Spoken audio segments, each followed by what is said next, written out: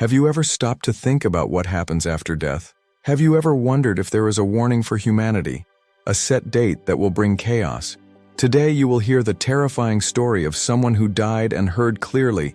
July 9th will bring global destruction. A vision so shocking that it will shake everything you believe in. Get ready to dive into this out-of-body experience, full of apocalyptic trumpets, cities in flames, and a direct encounter with Jesus, who left a non-negotiable warning. Before we begin, like the channel to strengthen it, subscribe for more real and prophetic stories like this one, and comment below which city or country you are watching. Let's create together a chain of faith and alert for what is to come. My name is Jessica Williams. I'm 34 years old. I've always been just another American trying to survive in this gigantic country. I live in the backwoods of Texas, with the open sky and the violent storms that make the windows shake at night. I'm a nurse, the mother of an 8-year-old girl, and I'm no saint. I've never been the super religious type, you know, but I believed in something bigger.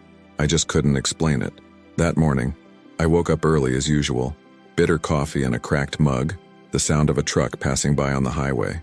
The news on TV spoke of protests in Washington, fires in California. It all seemed so far away, but my heart was already heavy. It felt like the world was falling apart. I left home late.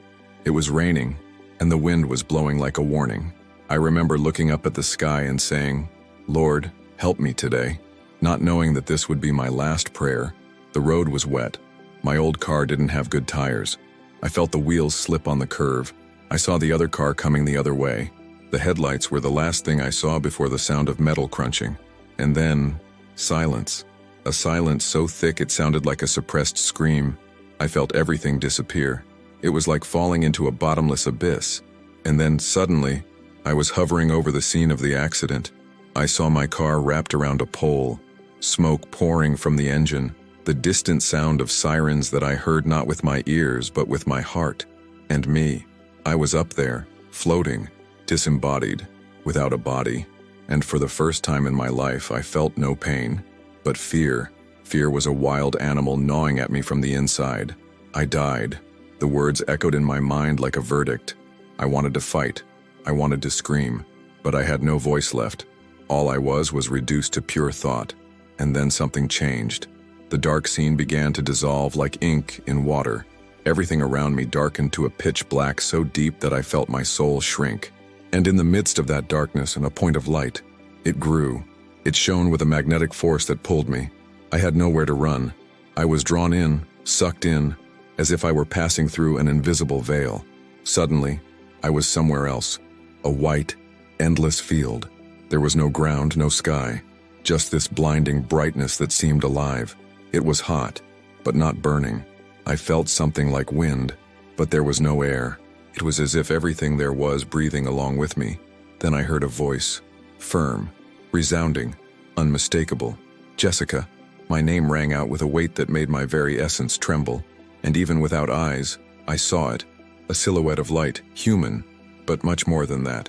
A man, strong, unshakable, and I knew without anyone explaining it to me, it was him, Jesus. He didn't have the soft look of the paintings in the church. He was solid light, pure heat, absolute power. I trembled just existing there before him. I felt everything. I was exposed. My lies, my fears, my guilt, my hurts, everything laid bare. And yet I felt loved. There was no condemnation in his fiery eyes, only truth. He approached without taking a step. It was as if space folded until we were face to face. "Why am I here?" my mind cried, but I had no mouth to ask.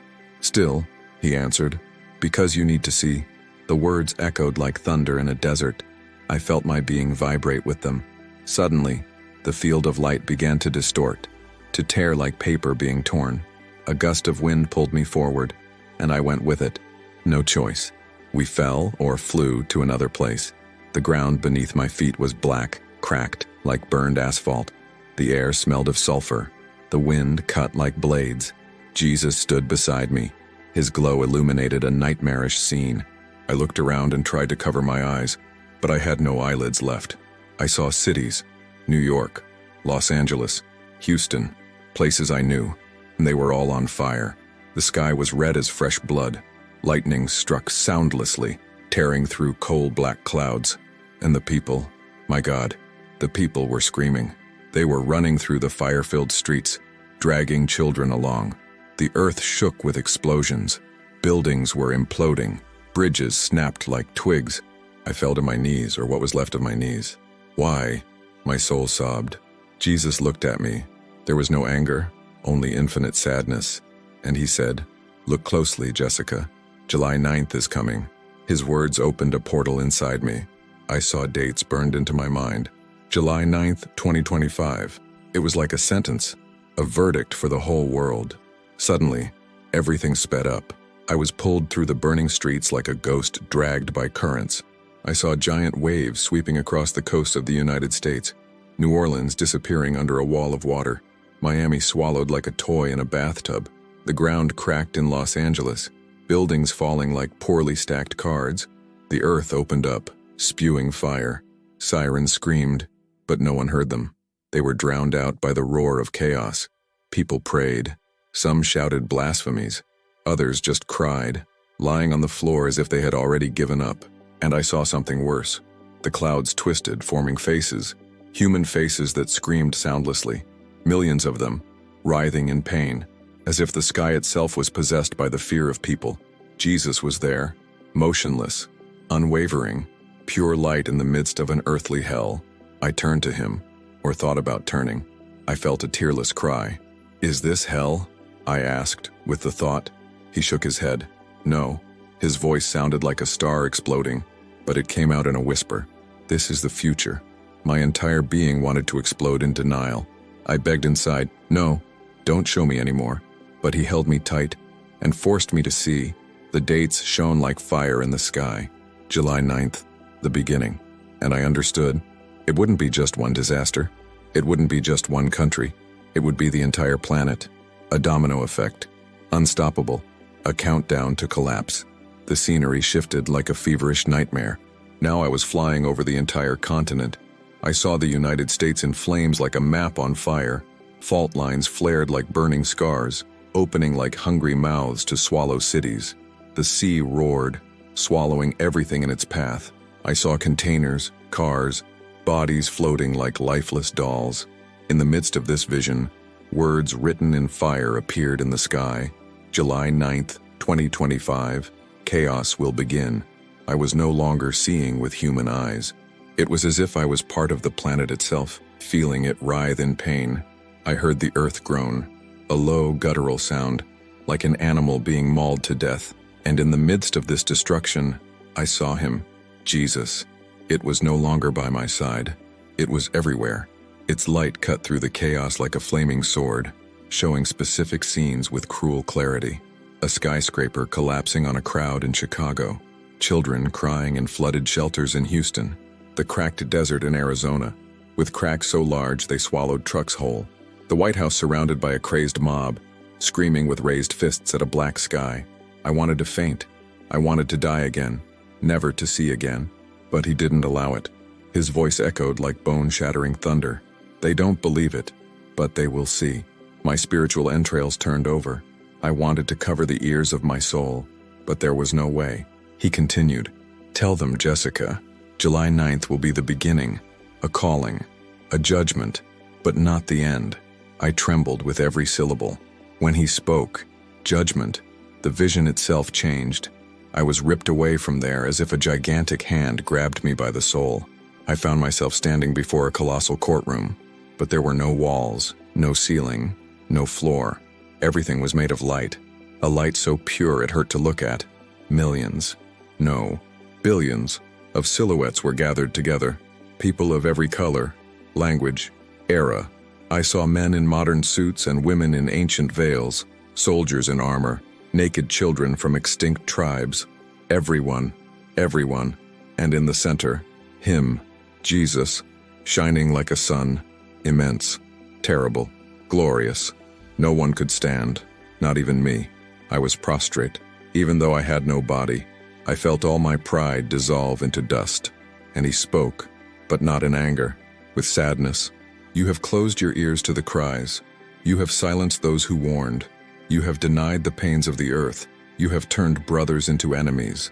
With every word, the crowd cried. I cried. I saw scenes projecting themselves around me like living holograms.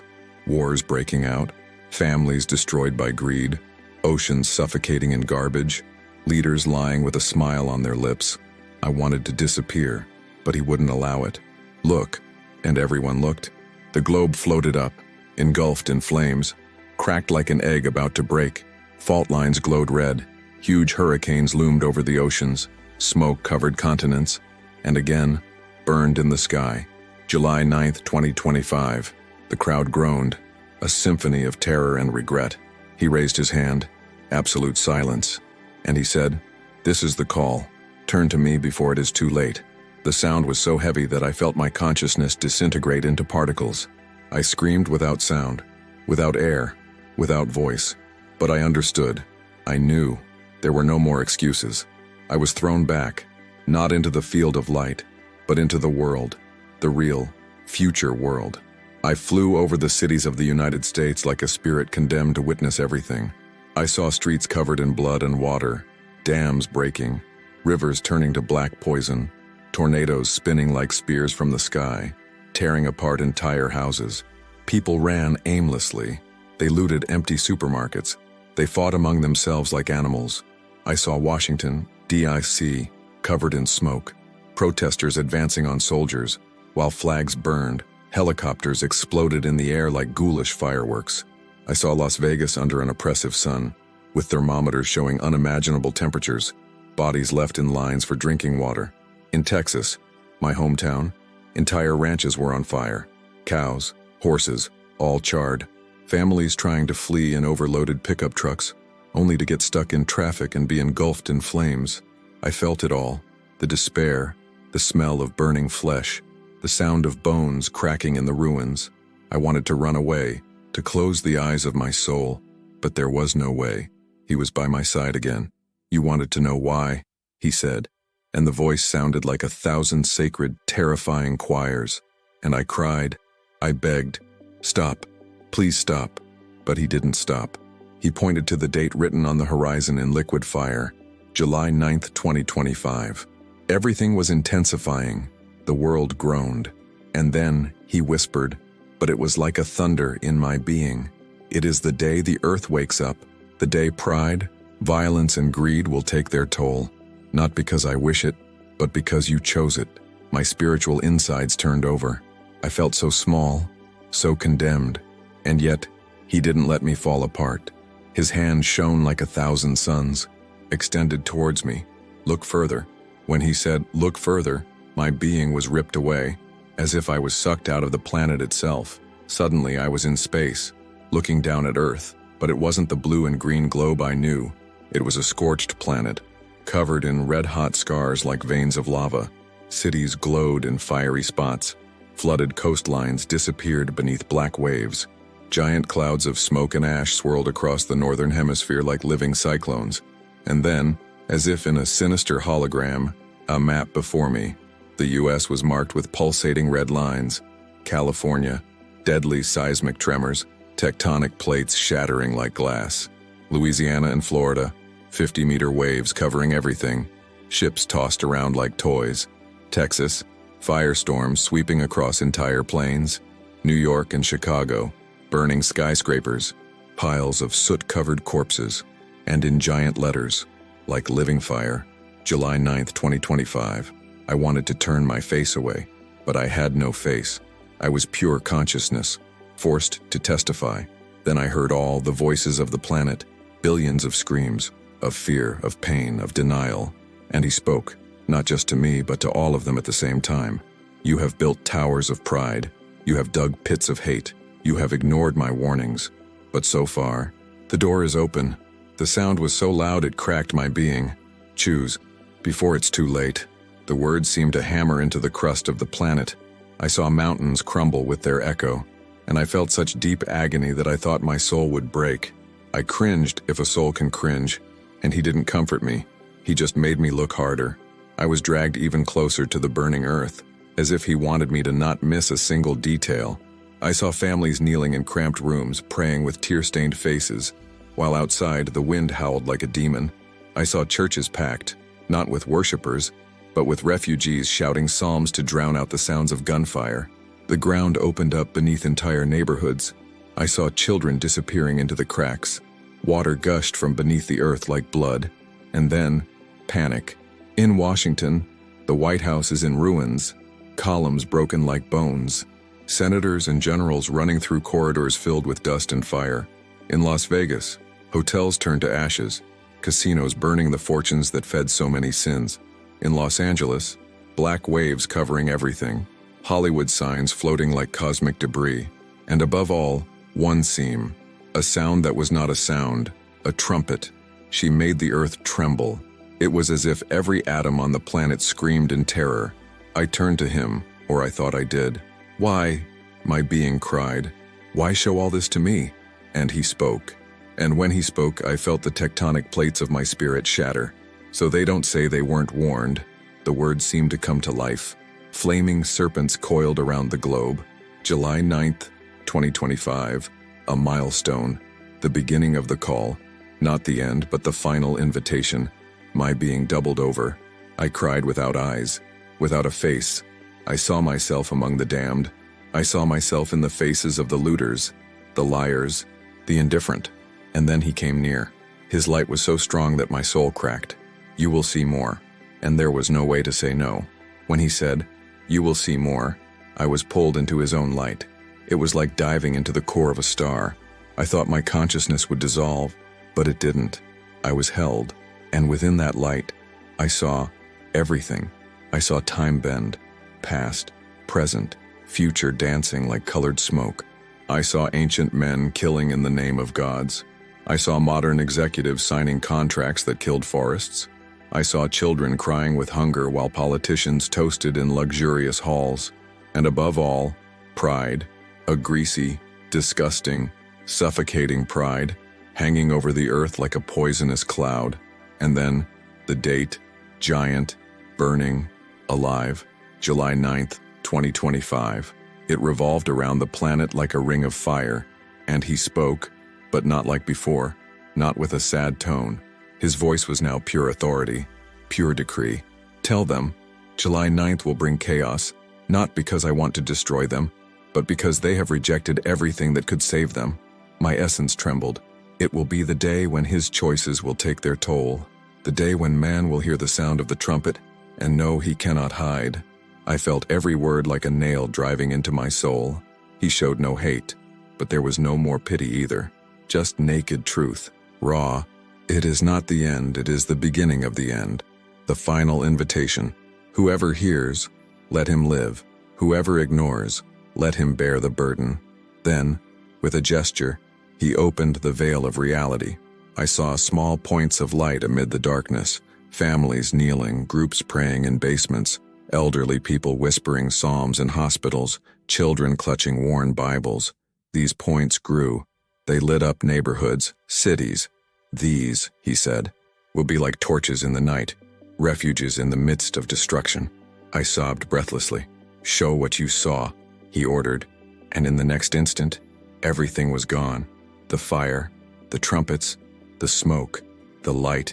I was floating in nothingness, absolute silence, and his voice echoed for the last time, not as a request, but as a command. "Go and tell. July 9th, chaos will come. Let them choose." Then I was pushed or expelled back. Everything went black. If you like this beautiful spiritual testimony, leave a like, comment your impressions, subscribe to the channel, and don't forget to activate the notification bell to watch each new video and help us spread this message to a greater number of people. Until next time,